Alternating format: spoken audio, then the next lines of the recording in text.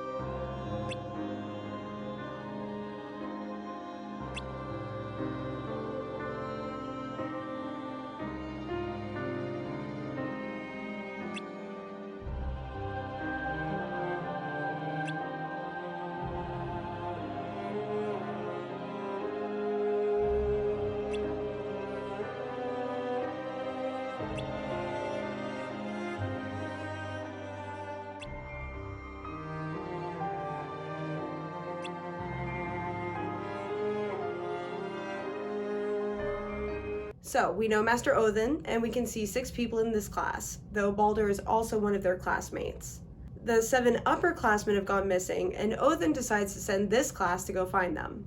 So, to get the full list, we have Odin, Erd, Bragi, Vore, Hermod, and Baldur. We also know about Skuld, another Norse god. So let's get into these stories in Norse mythology and see if we can draw any parallels. First is Master Odin. We saw in that clip earlier that he is a wizened old man covering an eye with his hat and seems very appropriate to actual Odin's personality. In Norse mythology, Odin is the primary deity. He's also known as the Allfather because pretty much all life in Aesir come from him. He has an unquenchable thirst for knowledge and made great sacrifices to gain wisdom and magical abilities. To see the future and things as they truly are, he sacrificed one of his eyes to Mimir's well. To gain access to the runes and the source of his magic, he hung himself from Yggdrasil, the Tree of Life, pierced and starved himself, and stared into Erd's well until he was determined to be worthy. In Dark Road, we don't get a lot of information about Master Odin, but what we do see lines up with his personality in Norse mythology. Next up is Erd, and yes, it is her well Odin was staring into. We're also going to cover Hermod in the same clip because they're very similar characters. Let's take a look.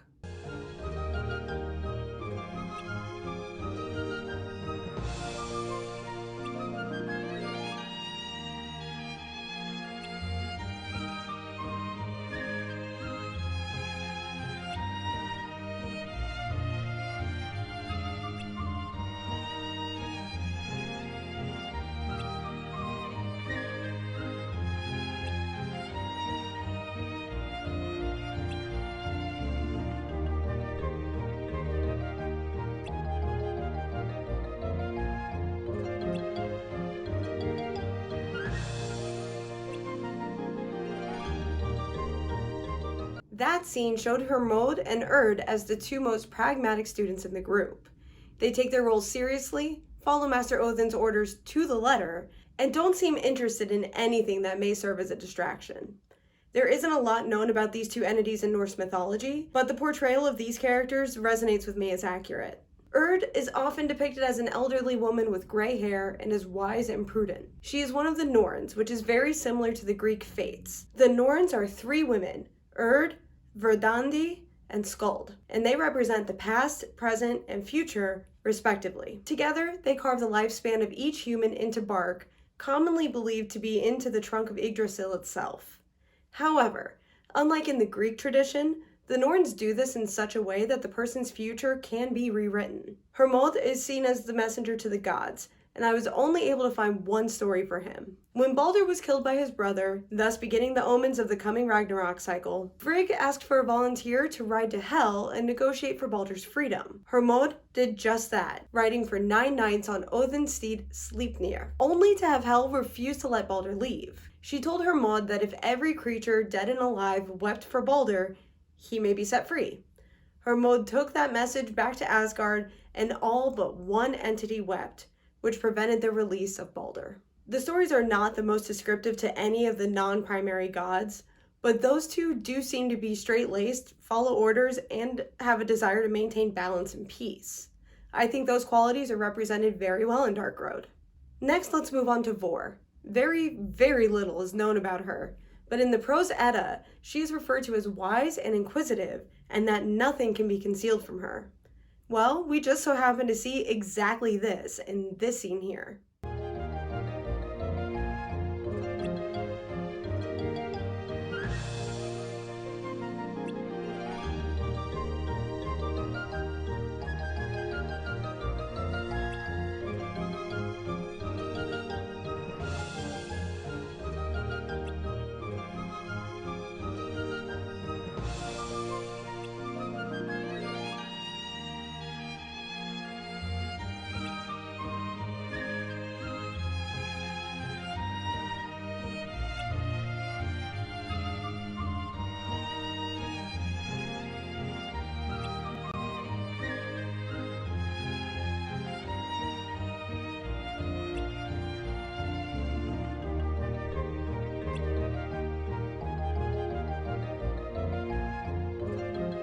Vore knew Ericus and Xehanort had been plotting something, and she stayed behind to find out what it was.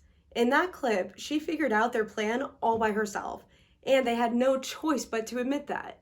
It was very clever, which I think displays the limited information we have about Vore, the goddess, very well. Next, we'll move on to Bragi.